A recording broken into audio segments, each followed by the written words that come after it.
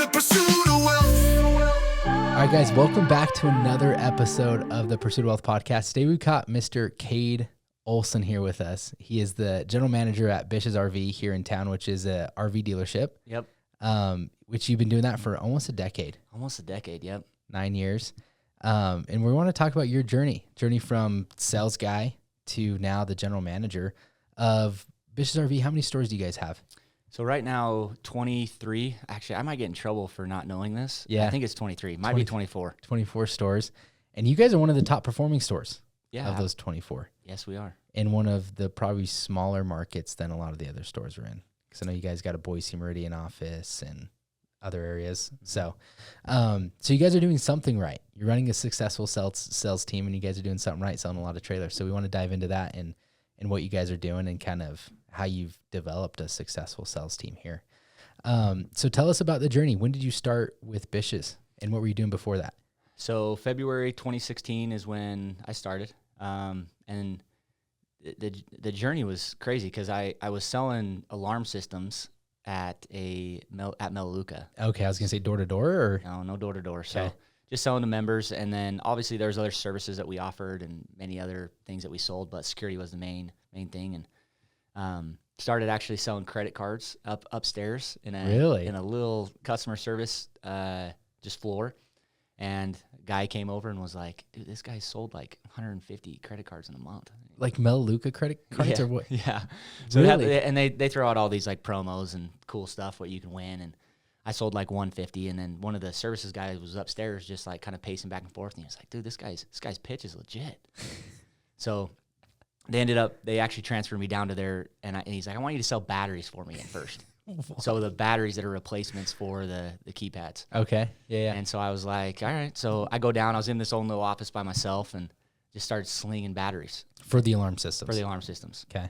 So people call in low battery. I'd have to obviously sell them a different one. Yeah. And they can go, we can upgrade them, all sorts of stuff. And so, yeah, started selling batteries. And then he's like, okay, dude, we got to get you on the floor. Let's sell some security systems. And so that all happened. Started selling security systems. Started doing super well. And then became top guy in that section. Got a pretty cool award.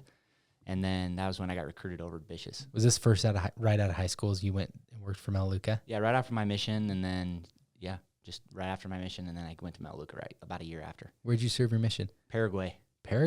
Yeah, some Espanol. Spanish speaking. Oh yeah. Yeah. Do you still got it? I still got un poquito, yeah. A little bit? I still got Okay. it. I think I still got it. That's awesome.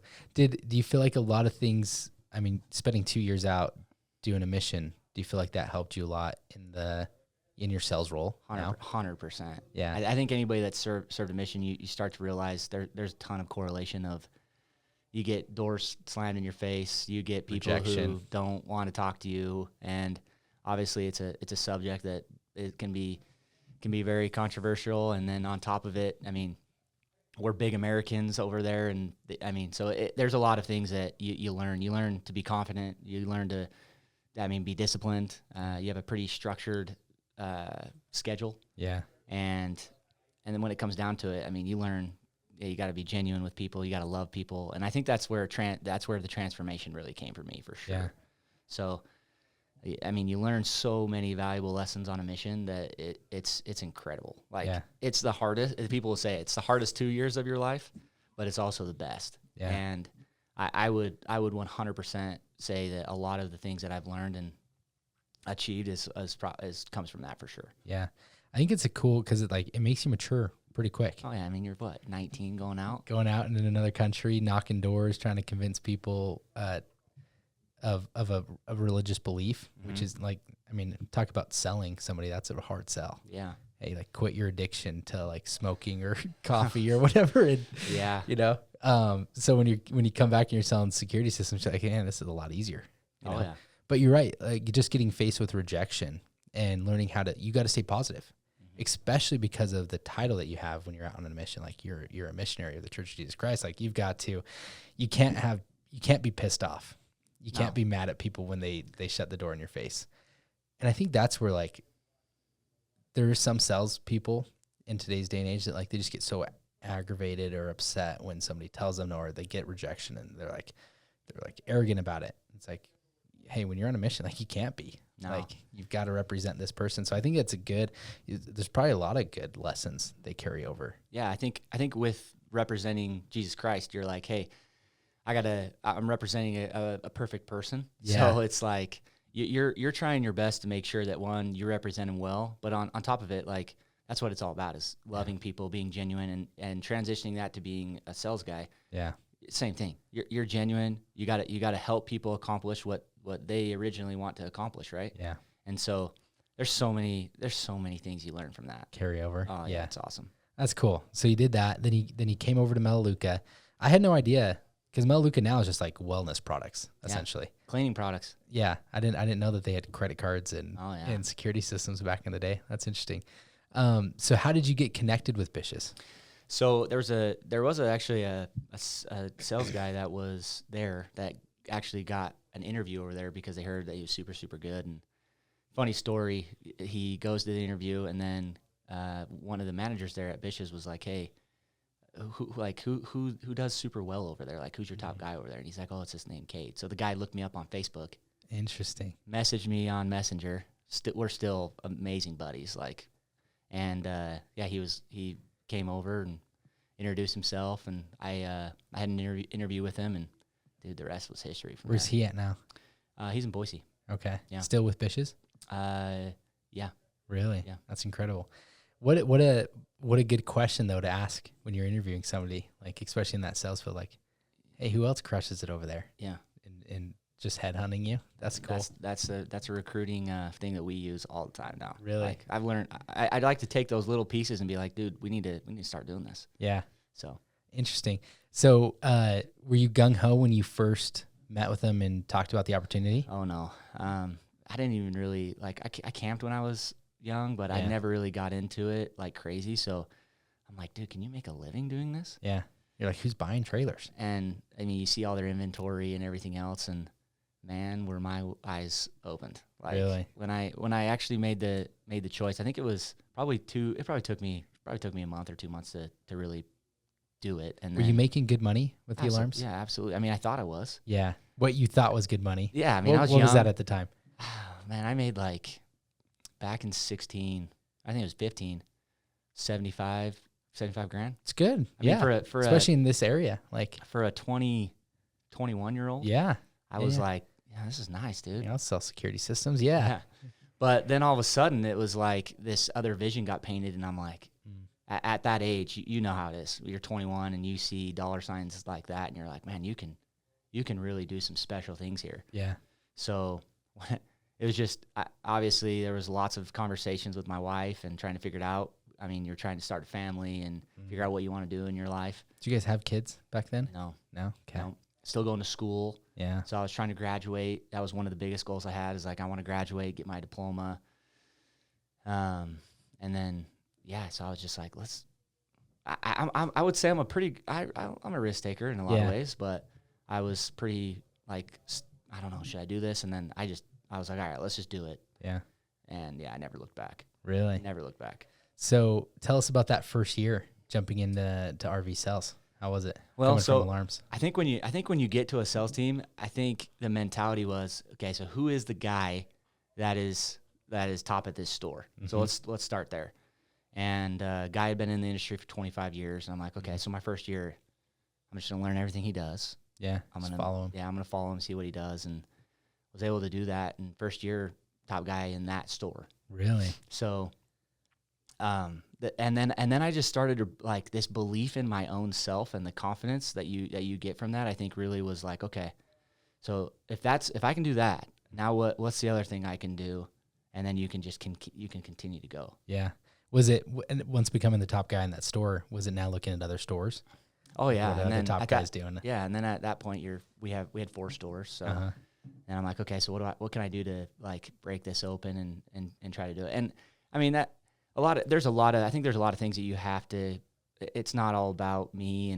And I mean, I'm not trying to, like, boast, but you want to just get better. And so, like, I was really just like, man, I really want to know, like, what I can do as myself, really prove to myself what I can do, and really push myself to limits that I've never pushed myself to. Yeah. And I think the stuff just started happening, and the things I started doing just started happening because of that. So I just tried to focus on the things like my mentality, what I could control. Yeah. Because I mean, there's also controllables and things that I couldn't. Yeah. So Where do you think that comes from? That desire to keep wanting to get better? so I'm glad you actually brought that up. So at a really young age, my brother instilled in me, like my brother would take me to, I was like 12 and these guys are, I don't know, 18. Yeah. They're Yeah. playing in these basketball courts, and he would always bring me to these things that one at that age you never thought you'd be a part of. And so I just saw like being able to compete with those older age kids really just instilled like a competitiveness into me. Like, wow, Yeah. I can hang with these dudes. Yeah. Even though I probably wasn't. I mean, my brother instilled in me like, hey, you can do it. And I'm like, all right. I probably doubted myself. And so he, There's like a 6-year gap. oh between- yeah. So he was 37 and then I was 31 at the time. So yeah, I mean, How many siblings do you have? 4, Okay. 2 sisters, 1 brother. Where do you fall in that line? Middle-ish. So I'm the second. So I got an older brother, older sister, me, and then younger. Okay. So second youngest. Second youngest. Okay. Okay. So yeah, I think he instilled that into me when I was super young. And then as I saw him, like tried to emulate a lot of things he did and was awesome at sales. Yeah. So when I first started in alarms and started in RVs, it was like, dude, what's the pitches? What can I do? How do I get better? And man, the guy he's a monster, dude. He's so good. I mean, talk about someone who's genuine, people that just love him and everything else. Like that's really where I learned it. And I would never take all the credit for that, like whatsoever. Cause he was a huge monumental person because ran businesses and ran sales teams and ran all these different things. And I learned so much. Like Really? just if you ever met him, you would be like, this dude is the man. Like Really? he is just incredible. Like, That's awesome. so that's really where it came from. God instilled in me way, way young, but then I obviously played sports and super competitive, but he pushed me. My dad pushed me. I mean, it was, that's really where it came from. It's interesting that like, cause I think, when you look at it's people's like history in their past, it's kind of helped them. The things that they've experienced have molded them into the person that they are today. And so when you say like, man, I just have this drive to like keep learning and keep getting better and competing, it's like, where did that come from? Yeah. And it's interesting that the way you fall in your like sibling line. Cause I feel like when you're the oldest child doesn't really ever have anything to, like compete with, or like look up to other than like the parents. So if like the parents are competitive and driven in something, like maybe they'll get it from them. But the younger siblings, it's like you always have another sibling that you're trying to like compete with or get better with or something. And so like I feel like the younger siblings always kind of have a chip on their shoulder, It's like the younger brother or the younger sisters, they always have that chip on their shoulder to be like the older sibling. And so that's interesting. There's a book that actually talks about like where you fall in your sibling line, like oldest child, youngest child, middle child. And it really depicts like how their personalities are going to develop. And it's just been studied like, most firstborns are going to act and be like this certain way. Most middle children are going to be like this, and most youngest children are going to be like that. And it's crazy how accurate a lot of that stuff is just based on how you're raised and where you fall within your sibling line. But okay, so go from, year 1, how was year 2 at Bish's? So year 2, was able to actually be top in the company. In the company. So okay. in 2017. Wow. Then repeated that in 2018. Wow. And then was able to go 2019. I only did half a year and then got put in as a sales manager at that point. Really? Did was Bish's owned? Has it been under the same ownership the whole time you've been there? Yeah. Okay. And owner's a complete just stud. Yeah. Like that's what I'm saying, man. Is like when you can surround yourself with good people, great things happen. Yeah. Like the amazing part about all that is like I will never take the success from just what I did because it was the people around me. Yeah. Because that's what I think that's really where I learned like this isn't about me anymore. And as transitioning into sales management, I think that's when you start to realize like okay, now this is a whole nother level of like, how good can I be? Because now I've got to help other people get to that point. And I think that's where I learned the most about myself. Yeah. And then your mindset just changes. Like, your mentality is like, okay, now this isn't about you. This is about other people and helping them change their projection. And that's one thing that I don't take for granted, because I take a lot of pride and then just a lot of like weight on me to make sure that actually happens. Yeah. And now you got all eyes looking at you for like advice and everything else, that you really want to make sure that your leadership's crazy, dude, because there's so many different levels to it, and there's so many different things that can unfold. But you, like, in hard scenarios, you got to be the positive one, and it's hard. I mean, it's not. I can't say I've ever not lashed out or gotten upset, but I try to really now emulate what I've learned from those and project it into what we're doing now. Like, it was a weird shift at first, like to actually shift from that from being like sales guy. I mean, only concerned about your production. Only really concerned about myself, and then going into that. I think anybody that has done that would be crazy to think that it was an easy transition, but man, it was so awesome to see how a person can transition from that. Yeah. And not everybody can obviously do it. I mean, you hear it all the time. They hear the best sales guys aren't always the best managers, right? Correct. Or like vice versa. So I think a lot of people plateau, like a lot of, not plateau, but like a lot of salespeople just can't make that transition to the next step. And you see that all the time. You see it within real estate. You see it within, different sales careers. I mean, you said when you came into the Bishes, that guy had been, in it for 25 years, and he was still a sales guy.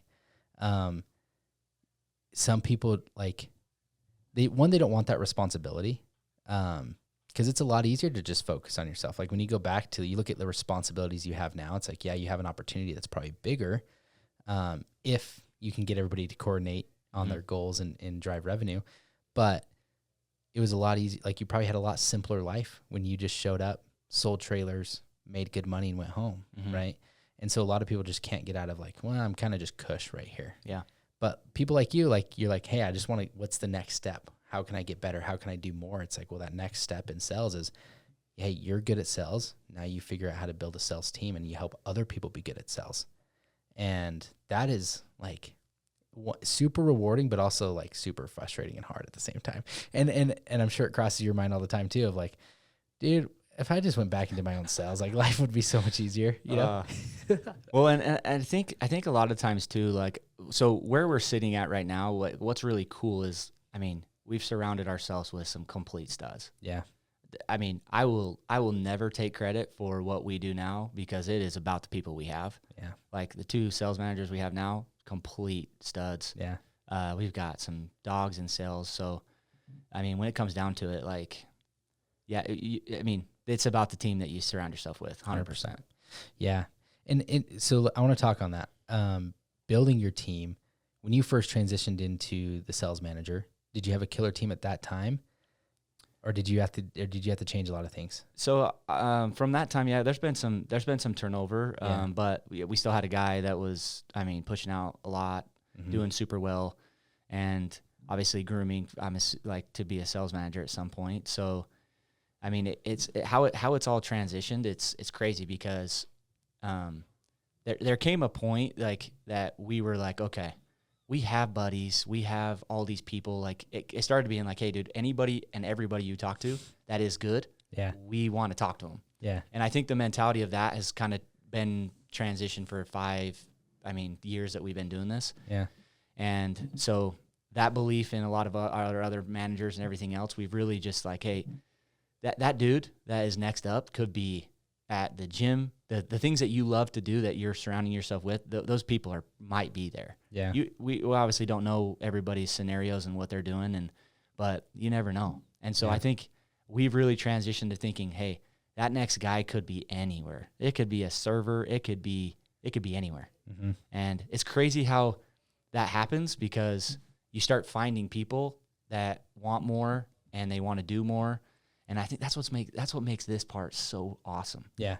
And so much more rewarding is like bringing that in and then changing, like having the confidence to be like, hey, I know you can crush it here, and then like showing them the way, and they're just this light bulb goes off. So yeah, that's kind of my. It's funny that you say that. That was kind of my toxic trait for a while when I first started the team. Was like, dude, I believed in everybody. I would go to like Smoke and Fins, and the waiter was really nice and could talk to me and like hold a conversation. I'm like, have you ever thought about real estate? Like, you'd be really good. Because there's people that are not as personable like as you, and they crush it. And so like, I tend to just believe in people a lot more than I think they do, and that's been a hard lesson for me to learn. Is like, not everybody I think that has a potential to be successful is going to realize that potential. Yeah.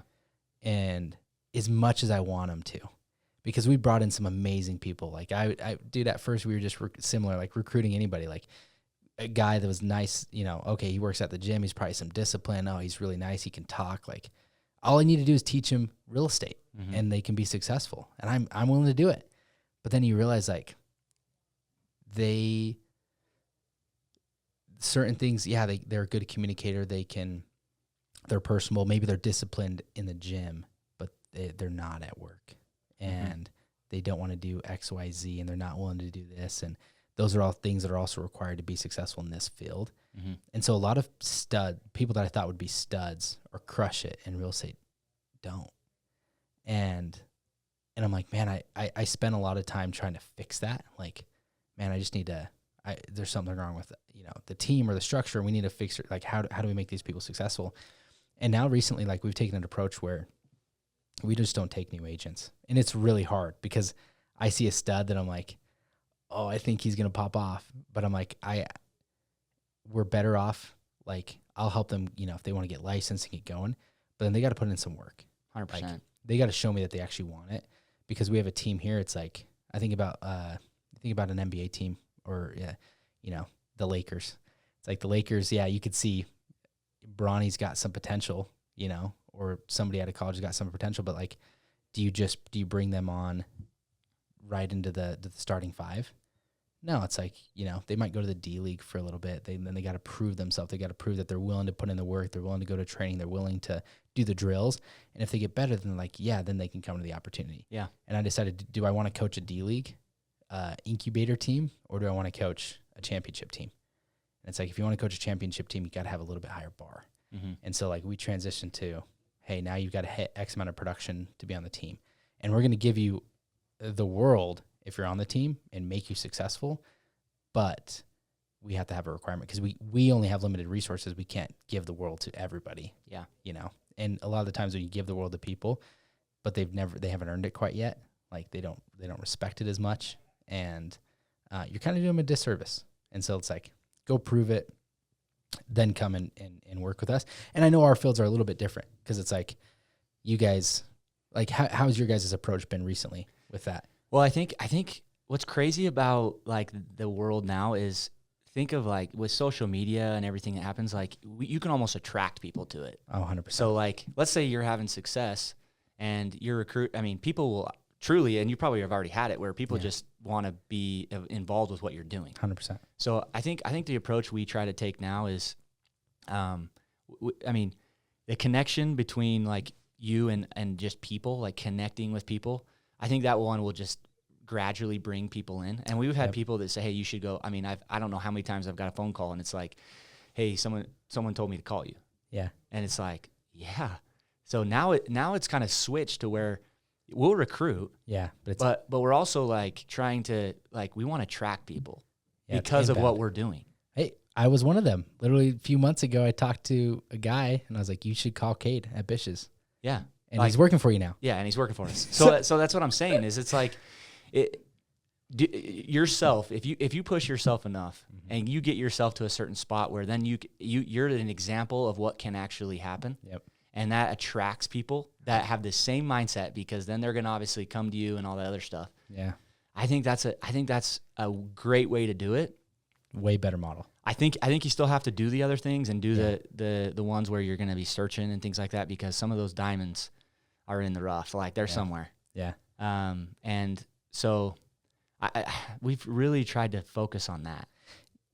I want to hit two things on there, because I think you're right. I believe that this is something that I've been thinking about too. Like you always have to be recruiting. You got to always be recruiting new talent. 100%. If you want to continue to grow in business, one good hire could change your profitability. Oh yeah. And I think you probably realize that with your hire from last year. Oh yeah. That's like, you take him out of the equation last year, and what does that year look like? Yeah, it's pretty tough. You know? So it's like but you only realize those gains if you are constantly recruiting. And I think you should be doing some outreach, but if you can build a brand, like if you can prove that you can be successful with the guys that you currently have, people are going to see that and be like, hey, those guys are crushing it. I want to crush it. You see the Lakers win a championship, and you're like, yeah, I kind of want to be a part of that. with LeBron. Yeah, I kind of want to win a championship. Like, and so I think you've got to develop a culture and a team that has a good brand and can attract other top producers. And I think the only way you do that is you got to be super picky about the culture, and you got to make sure that you don't have D players. Like and it's fine if you give opportunities, give them, but then also make sure that like, hey, if you're not pulling your weight, you're not going to infect everybody else. Like, you know, there's got to you got to have some standard. Yeah. You know what I mean? And so how many guys do you guys have right now? 9. 9 sales guys. Yeah. We just hired another one. So, really? Yeah. You guys are in last year. How many did you have? Is this common to have 9 or? Yeah. I mean, we've had as much as like 12 to 15. Okay. But it's I mean, that store is probably 10. Like that's a pretty good number. Sweet number there. But man, you never know. If you need more, then obviously just depending on everybody's success and how well we do, you just never know. But yeah, there's pretty good math in it. If you want to sell 1,000 units, and each person's going to sell, the goal is to sell 100. Then I mean, obviously you know what that is. We need 10 sales guys, right? Yeah. So there's that. But there's also other ways to look at it, because you got to go off of the average of how many they will sell in a year, and then base it off of that. There's a lot of ways to look at it. But do you guys have a minimum standard of how many you have to sell? Yeah. So our we go by pro, elite, and extreme. That's and the minimum that you permission to play. Yeah. 80 units. Okay. So you got to sell that. That's essentially all year you're going to be hitting pro, and that'd be 80 units, which is good. 6 units a month. Yeah, I mean, I'm terrible at math, but I guess so. 8 units would be 88, 90 something. So yeah, like 6 to 7 units a month. Yeah. Okay. And what do your top guys do?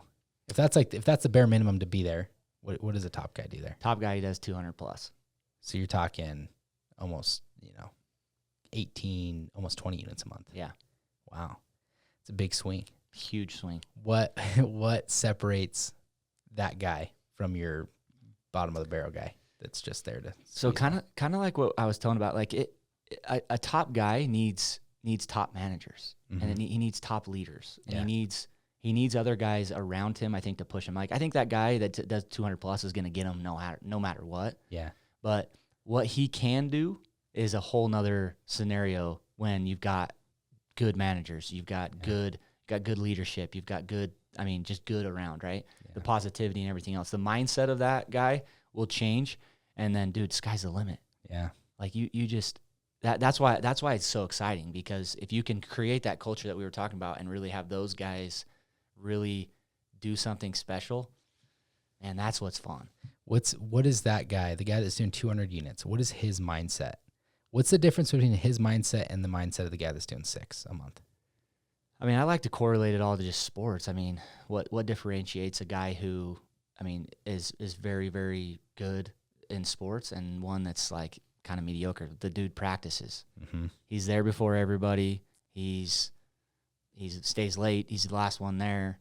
And I mean, I think that's been proven in history that those type of guys always end up having success. That does not mean that guy is not going to go through trials, and he's not going to go through hard times, because I think those guys get kicked more than not. Yeah. And so I think their just mentality is like, dude, bring it on, because I mean, what you do after something like that really tells you about yourself of what you can obviously do. Yeah. Because people are going to go through some hard stuff. And so I think that's the difference. I think it's one, I think they put way more into practice. Mm-hmm. I think they have a mentality and a discipline unmatched. And then, I mean, it only helps when they've got good leaders in front of them, right? Yeah. And I think that's the pressure that we have to put on ourselves as leaders, that it's 50-50 in my opinion. Yeah. Like it's 50% you and 50% them. And if you guys meet at that, I think you're gonna do well. I think it's because like everything correlates back to output. Like Yeah. you said, practice. It's like if you want to get better at free throws, go shoot 1,000 free throws. Yeah. You're bound to get better, right? Yeah. Repetition, muscle memory. It's the same thing with sales. It's like go make more contacts, go have more conversations. And maybe it takes the top guy, because he's had so much repetition, maybe it only takes him 10 conversations to get a sell. Well, if you're a new guy, you might have to do 3 times the amount of work. You might need 30 conversations to get a sell. And just know that and accept it and go put in more reps. Yeah, 100%. Like it becomes like you can the break law it. of averages, dude. Yeah, it's like you can break it down so simple. And then a sales guy comes in and is like, I don't know why I'm not doing where I want to do. It's like, well, how many reps have you had? You're only talking to 10 people a day. You know you need 30. It's like, now it's just like, why are you not doing it? And the only logical reason I've found of why somebody's not doing it is just because their current life isn't painful enough. Dude, going through hard, isn't that amazing? Like Yeah. that is such a true statement. Going through hard really, really gets you. I mean, it can shape you into a whole nother human. I agree, but your life isn't hard right now. Yeah, I mean, I've gone through some hard stuff. Yeah. Okay, I take that back. I look at because I think about hard when I'm talking about this. I think about hard financially. Oh yeah, but you start from zero, right? Yeah. So you've been there. Yeah. Yeah. What makes you continue to drive? Like, because I look at some of my sales guys. I'm like, hey, it's not painful enough for them right now. Yeah. And that's why they're not doing what they should be doing. But like, my life's not super painful right now. So why am I doing what I'm doing? Because I don't how think do you teach that? I don't think you look at what you have. Like it has to be. I think like we've had this conversation before. Like you have to keep this stuff over here. Like, dude, it's over here, right? Yeah. What's in front of you? That stuff can't be in front. Yeah. I think you put that in front of you, and then obviously it just blinds you. Mm-hmm. So, yeah, you can. You mean like the stuff like what you have, or let's like just say financially. Like let's say financially, your stuff. If you got to think, hey, I don't have that. Yeah.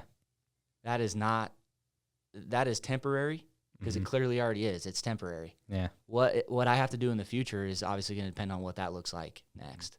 Yeah. So, I think you got to act like you don't have it. Yeah. You almost you kind of subconsciously create pain. Yeah. At least the way I'm trying to, I want to break it down because I'm like, it's such a vague, like, how does somebody actually achieve this? And it's like, okay, well, maybe they need to feel they're too comfortable. Well, how do you get out of comfort?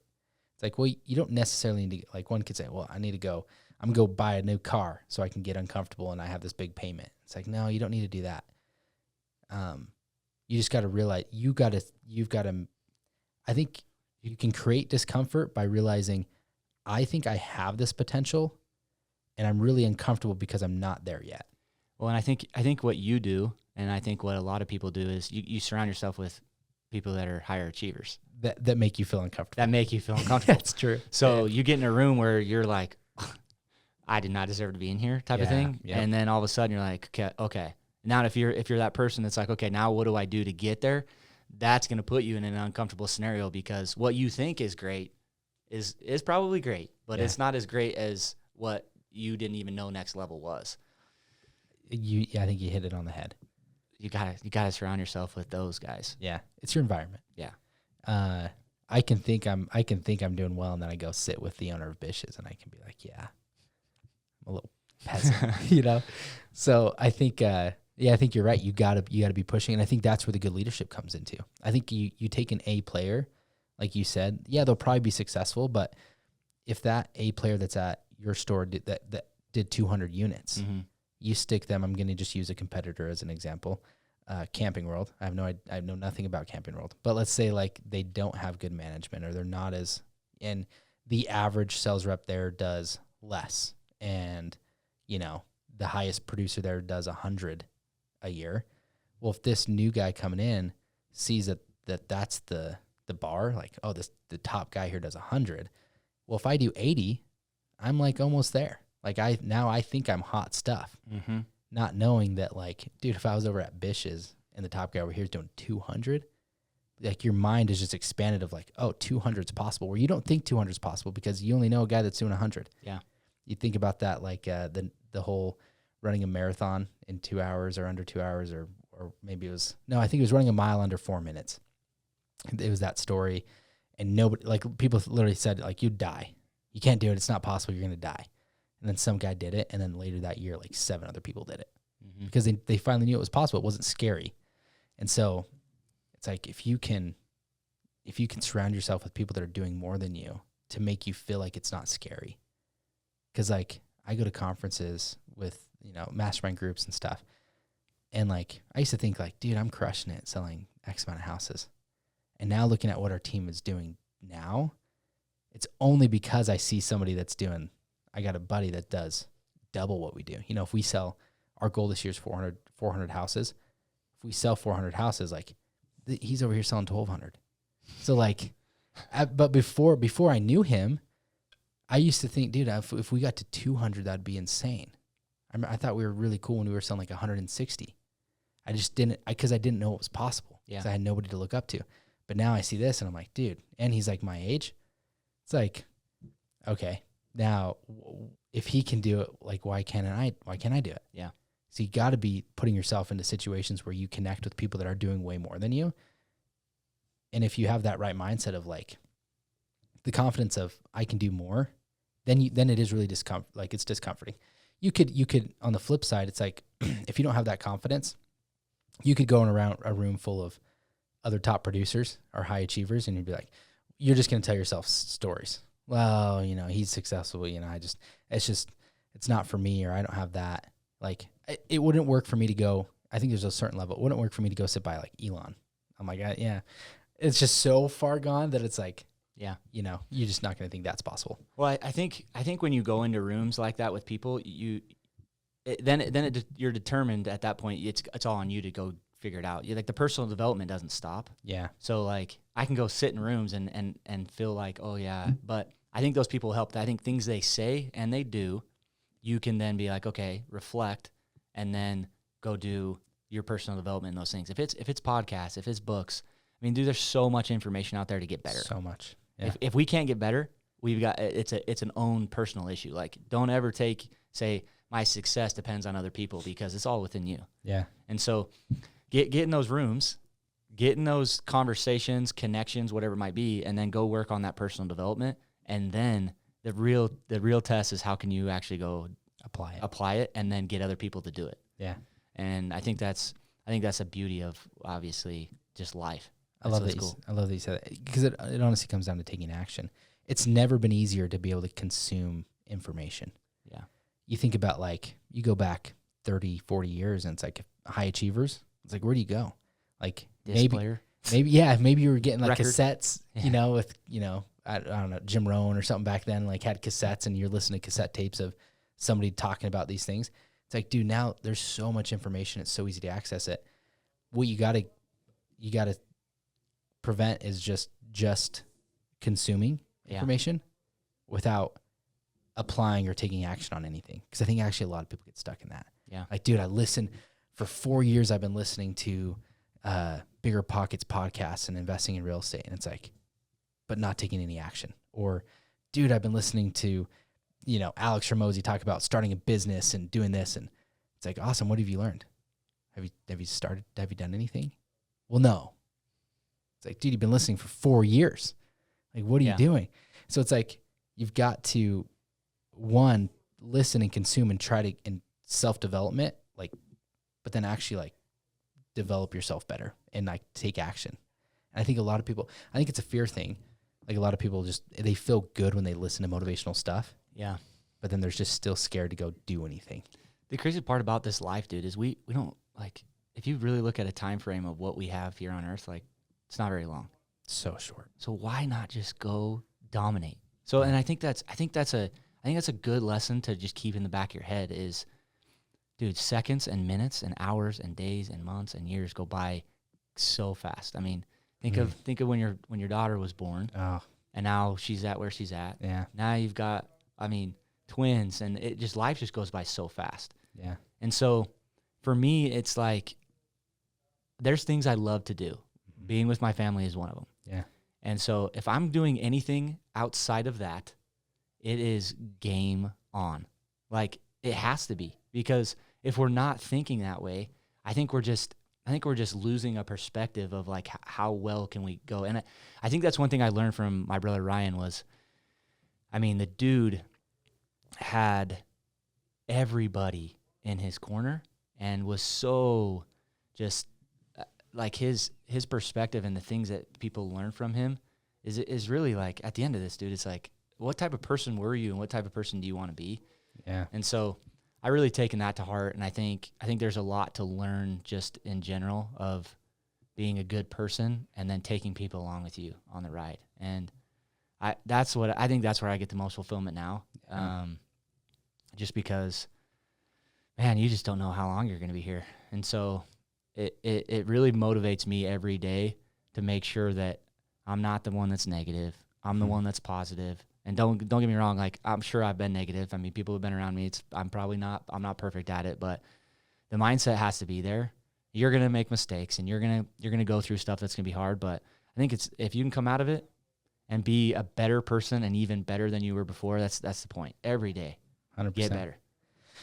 I wanted to, so I've been thinking a lot about time, in the way that you said it. Like, once you become a parent, you realize how fast things go. And I think even when you're working, like the fact that you just said, like, it's almost been a decade since you started with Bish's. Yeah, it's crazy. And it's like, for me, it's like, I think I've been in real estate for like 7 years. And when I first got into it, I looked at the guys that said like, oh, I've been doing this for 9 years, 10 years, 12 years. And I'm like, gee, these guys are freaking old. And like, they've been doing this forever. And now I'm getting close to that. And it's like, dude, where did time go? I still feel like I remember the day I got licensed, and it was like, I remember all the struggles when we were living in the apartment and we started like trying to get into sales, and it just goes by so quick. And I have that perspective just from like having kids. I think you've got an interesting perspective because of life situations that have happened. Yeah. I haven't gone through some of those things that you have, and I kind of want to touch on that. Like, one, if you want to share anything about that story. Yeah. But also I'd love to hear just how did things change for you after that?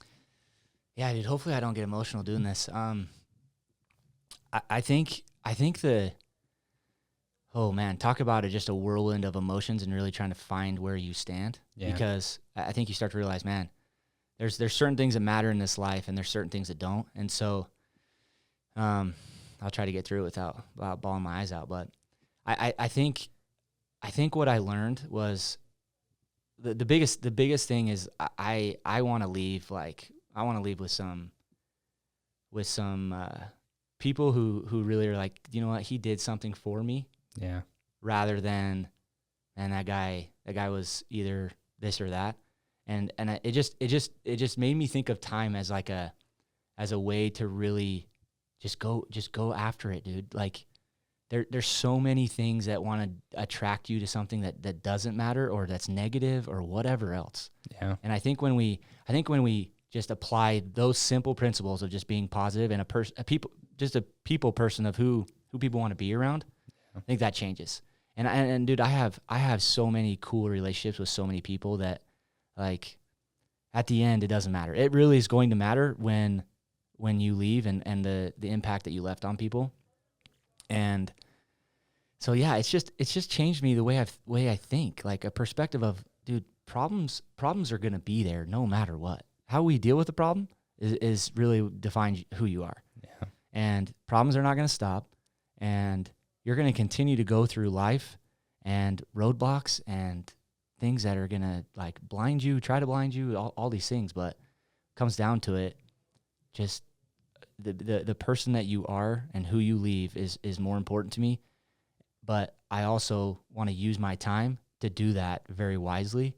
And so, man, if I've got to stay late to help somebody, that's what I'm going to do. Or I'm not perfect, but the people who have left before me have really paved the path of really how I think now. Yeah. And you just have to, it's hard, man. Because my emotions might be different than somebody else's. Because, I mean, when you, like, if it's a wife, if it's kids, if it's husband, grandma, grandpa, brother, friend, whatever it might be, just, you just learn from it and say, I'm going to be that type of person. Yeah. And your perspective changes, but my grind and my way of wanting to get better has never been more motivated, probably since then. I mean, I've always had that competitive edge. I've always wanted to be great.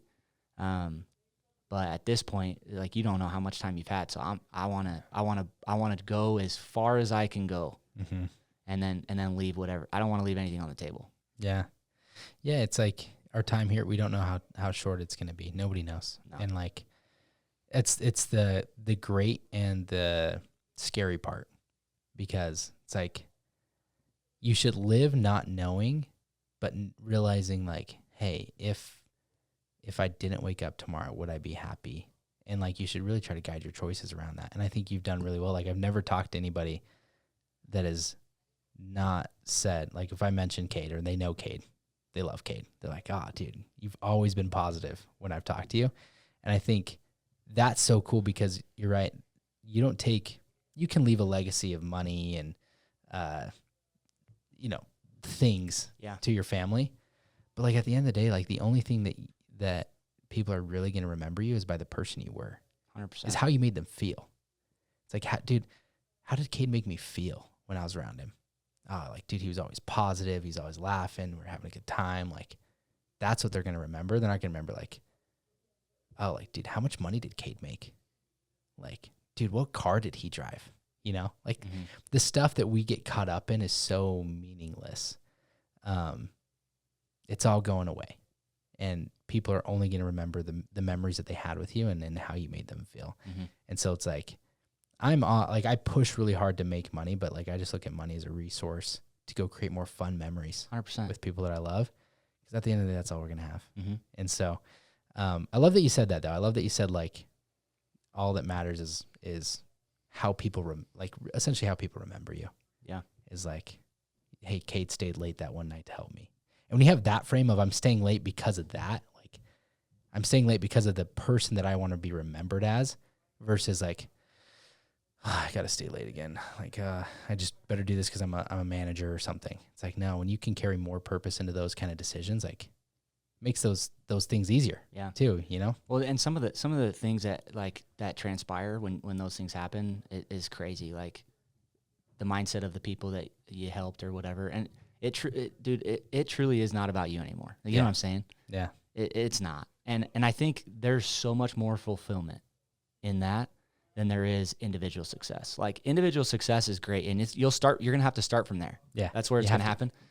And then there's so much more fulfillment in team and group success, family success, whatever it is. There's so much more fulfillment. Yeah. I have never in my life felt more fulfillment when it's with a team. Yeah. You just the like, how you feel and how proud you are, and it's awesome because then I mean, I think that's just a law of just life, is when you are thinking about other people. Yeah.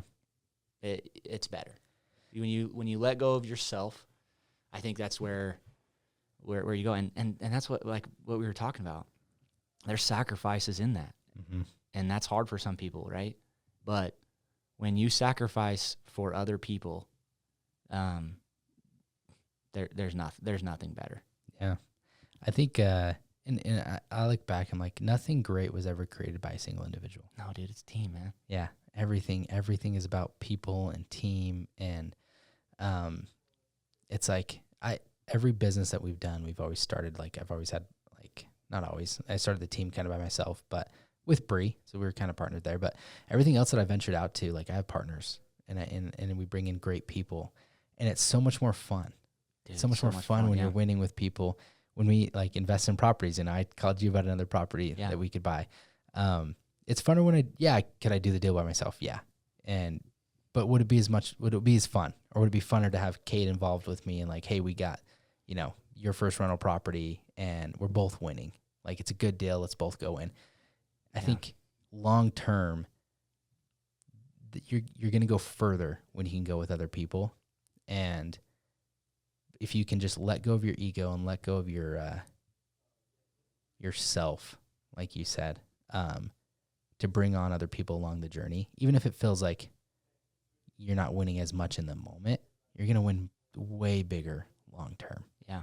And so well, and that's kudos to you, man. I mean, you're a generous human. And so I think that's an attractive thing that people want to be around. Right. So yeah. I think that's cool. And I mean, our relationship of when I look back of like how that all happened, like, dude, when I first met you, it was like to just, I attracted immediately to you of like, this guy's a stud. And so I that's what's cool about all this is like the amount of connections that we can have to go get after it is so that's what it's about. Yeah. Well, life gets fun when you start seeking other people. I'm going to use like high school for an example. It's like, dude, I'm not super close to a lot of people that I went to high school with, but it's because like I've evolved and I want to surround myself with other people that have evolved. And if some of those people are like, if your past friends evolve with you, that's awesome. But at some point, like, you've got to be like, hey, if you've outgrown them or, you know, you've kind of gone farther, you can't be afraid to go find that next circle of friends. It's like, dude, I need to go find the Cades, the guys that are out here crushing it, the Chads, the you know, people in our real estate career. It's like, go surround yourself with new people, and you can't be afraid to do that, because when you do, like, life gets funner.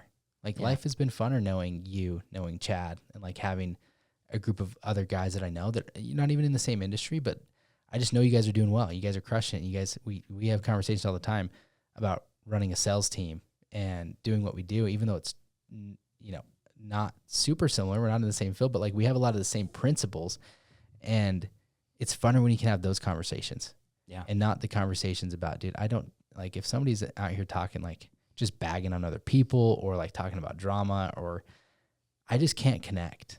Like, I can only connect with people. And Bree sometimes gives me a hard time about it. She's like, yeah, if the guys aren't talking about like business or growth or anything like this, like if we go out and hang out with other people, I'm like, I don't know what else to talk about. Like, I don't know. I watch some sports, but like I'm not into, you know, fantasy football a lot. Like, I'll play that stuff, but I'm just not, and maybe that sounds bad, but like, I'd rather just be with people that are somewhat more like-minded and driven like I am, because I can be engaged and involved in those conversations a lot more than I can in other things. Yeah. And life is short. It's like, why even waste the time? It sounds bad again. It sounds like selfish, but like, why waste my time with trying to force myself to have fun in certain conversations that I just don't find fun. You know what I mean? Every time we talk, dude, if it's at the gym or whatever, it's somehow we always connect into something that we're trying to do.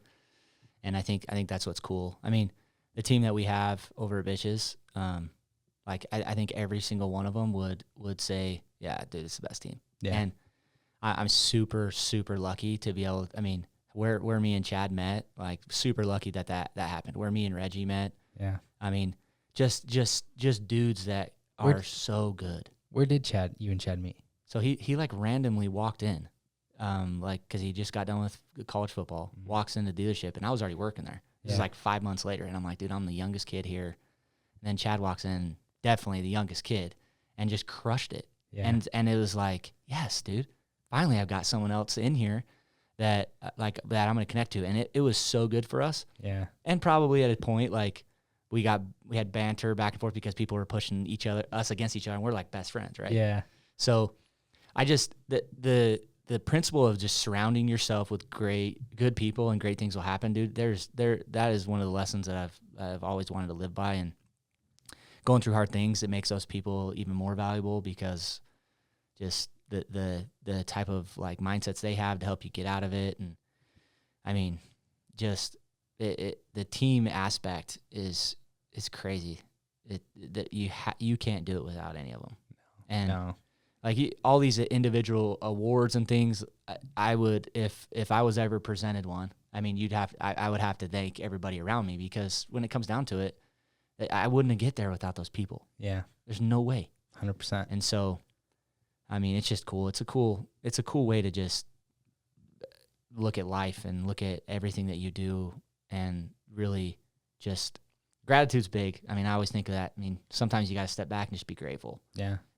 Because again, like I said, there's always going to be somebody out there that is higher than you, but there's also a lot of people that don't, and your perspective's got to change there too. And I think being grateful is where you can sit and be like, hey, not only how do I get farther, but look how far you've come too. So correct. And I think for driven people like you, it's like, yeah, you're always going to try to get better, and you're always going to want to do more, but you have to sometimes step back and be like, well, look how far I've come. Like there's always going to be a guy that's a bigger fish out there, and you can't get caught up in the comparison game, and you can't get caught up in too much into like where you want to be. You still got to be present for sure, and be grateful for the journey. I know we've talked a lot about like teams and people. One thing I want to hit on is, I mean, you just said if you talk to any of your guys, they probably say like, this is the best team. It means you guys have a good culture. What do you think? How do you think? What is it that builds a good culture, and what do you guys do? Yeah, so I think with our team, one, I think we've recruited guys that, because what's funny is I'm a different person than Chad, and Chad's a different person than Reggie, and vice versa throughout all three of us. And so there's something that we all have that then complements whatever somebody doesn't have. Mm-hmm. And so we're all different, and we've really tried to use that as our recruiting tool when it comes to bringing people on, and then molding those people into, like, we have high expectations, right? Yeah. With high expectations, we have higher accountability. We feel like we're going to tell you once, twice, 3 times, and then the 4th time, dude, we can't keep telling you. So there's a lot of accountability that we use, but there's so much love and so much fun that we try to mix with that I think it really creates this. It's a caring factor, but also an accountability factor. Yeah. And when we can mix those two, people want to be there. Yeah. I mean, for most of the battle, dude, is just like waking up and like people just getting there and wanting to do great things. Yeah. So if you can just accomplish that and be like, I love going to work, I love the people I work with, and I love going after goals with them, then I think your mixture is a recipe for success, right? 100%. So we when somebody's down, we pick them up, and when somebody's negative, we tell them to stop. And if there's problems, we figure it out. And it should never get to a point where it's like, if it's a team thing that's going to ruin our team, we stop it. Like the accountability factor is so high, and we think so much of each other, and we motivate each other, and we think that other people, we can get to higher heights with each other. Because guess what, dude? If you ask your team to run and they don't want to run with you, good luck. It's gonna be fun. Yeah. So getting everybody just to be on that front line and be like, okay, guys, when I say run, we run. Yeah. And when we run, I mean, we sprint. Yeah. And we don't stop until we say stop. So I think that's what we've created. Have we made mistakes along the way? 100%. And I think with that we've learned, but I don't see how we can't even get better. Like, dude, we just had a record month, and I'm thinking like, which is crazy with interest rates still high. Yeah, and then I'm thinking like, I guarantee there was stuff that we missed. Yeah. So the fact that we could have even done better is mind blowing to me, because it's like, I bet you if you ask people like, dude, I did everything I could. Well, did we? And I think that's the cool thing, is we can look back and be like, nah, we didn't, and we can even get better from there. Like when you go to I was just in around some super influential people this last week, and we were just talking about when you get to the top of a mountain, you look up and there's other peaks, and you're like, crap, well, now I got to go to that now. And so I think we can always, with records, we can always look at opportunities. And with those opportunities, we can really dive in and get granular and be like, okay, really, we did great. And what's crazy is we can even do better. Yeah. And I mean, that might be like for some people, like not motivating, but to me, that is like, there's endless possibilities of what we can do. We're interesting people, man. God created us in some it's crazy. Yeah. The things that we can actually do as humans is pretty impressive. So I think just the mentality of us has got to be just you got to go after it, man. There's I love that you said you guys are high accountability, but you tie that in with love. Yeah. Like, it's got to be accountability out of love, because I know you can do better. Like, not like you need to do better, but I know you can do better, and I know it. Like, it's coming from a place of care, because I care about you and I want you to hit your potential. Yeah. When you can tie that in and have a culture that can be like that, that's where I think you get real success. If you know, there's other cultures that are just high accountability. Yeah. It's like, yeah, whatever, it's just a dick. Yeah. You know, it's like you got to be able to balance both of those worlds.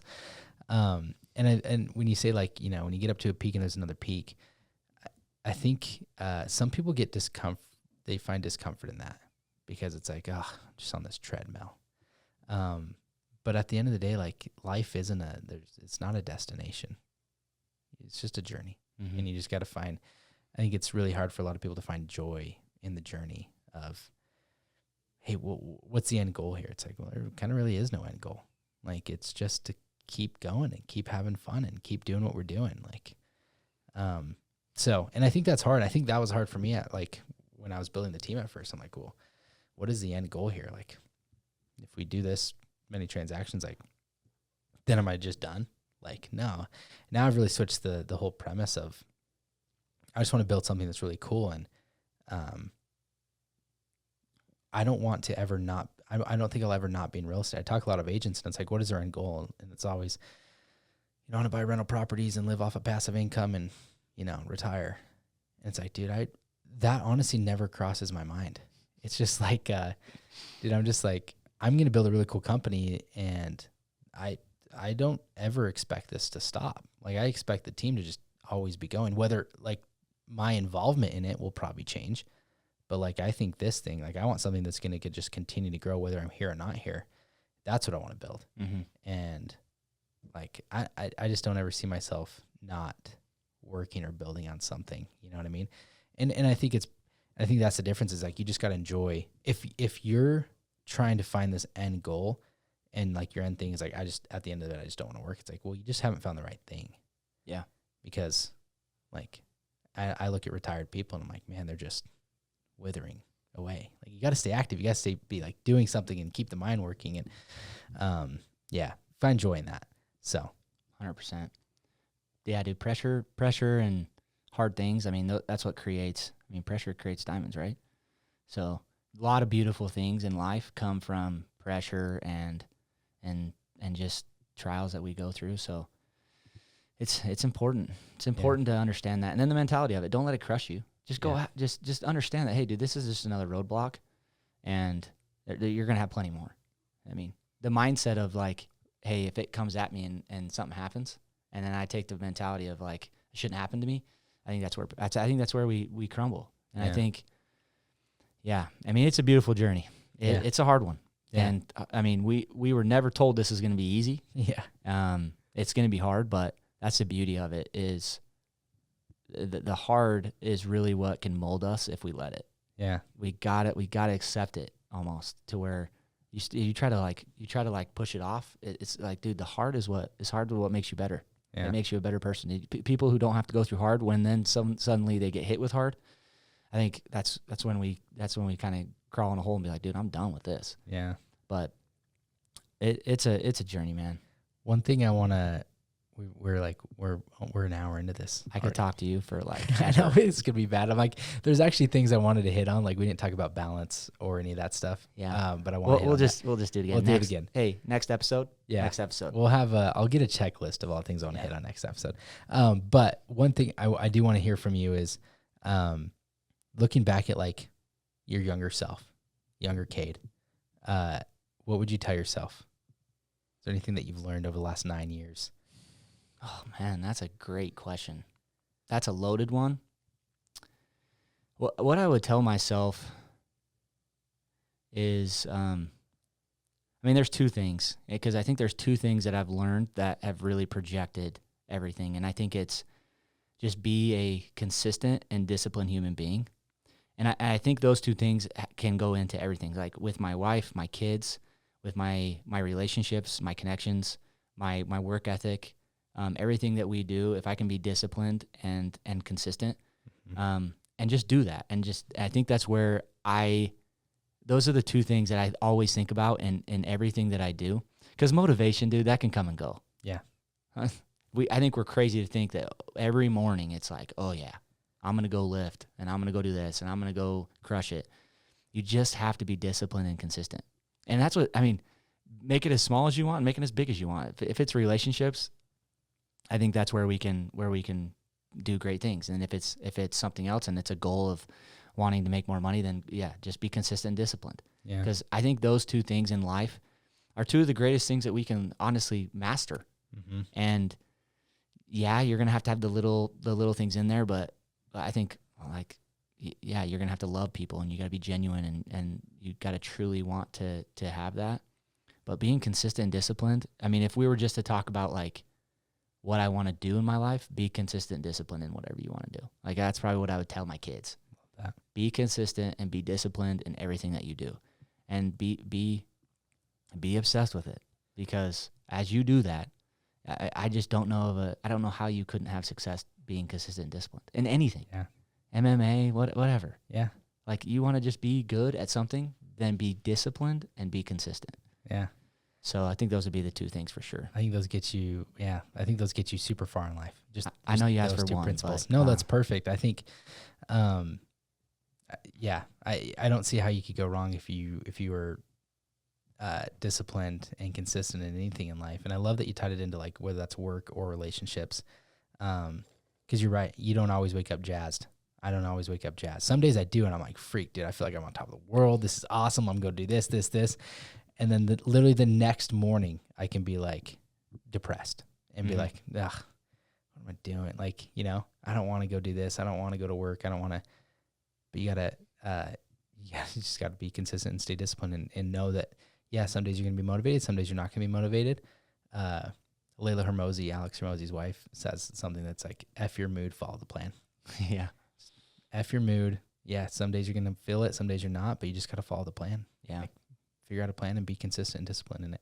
Yeah, I'd want to like, I know I talk about my brother Ryan a lot, but I think, man, I would want to make him super proud. Me and him had multiple conversations about my career, and I mean multiple times. Like it's just crazy to think that we even talked. Like, I think there's ever one day that you'll run a store, and I mean it's pretty cool that that's all come to fruition. But dude, I don't want to disappoint him. That's and cool. I think that's a motivation for me, but when it comes down to it, like, I don't really care what I am doing.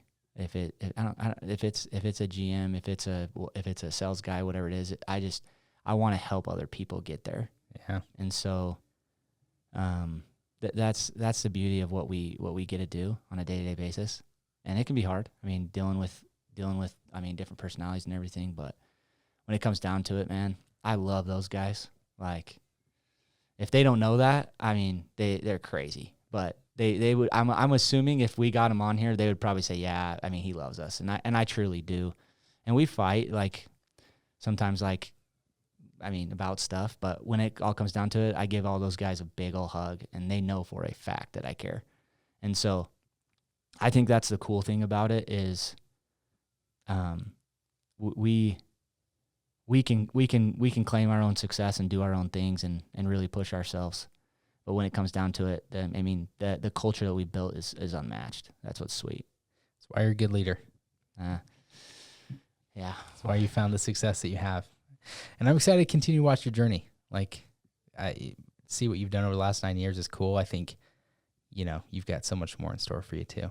So we'll be side by side. We'll be doing it together, telling stories. So we'll appreciate you coming on, Kade. We'll definitely get another episode. Hopefully you guys listen out there, you found some golden nuggets from this. And if you want to follow Kade, what's your Instagram? It's at Kade Olson. It's at Kade03. Kade03. An old handle. Kade03 at Kade03. If you want to follow this guy on Instagram, shoot him a message. If you're looking for a sales or a career change and you want to get into some sales, talk to this guy. When people talk to me about sales, if it's not a real estate thing, I'm like, go talk to Bish. Those guys crush and they have fun. Yeah. And I think you guys are just a good group of people to be around. So We appreciate that. trying to drag somebody up and want them to elevate, like go hang out with these guys. So cool. All right, brother. Appreciate you. We'll catch you guys next time. You're the man. Welcome to the chase where the champions dwell. To the grind, to the hustle, the pursuit of wealth. Every story, every journey, every climb from the shelf. Here's to the drive, to the fight, to pursue the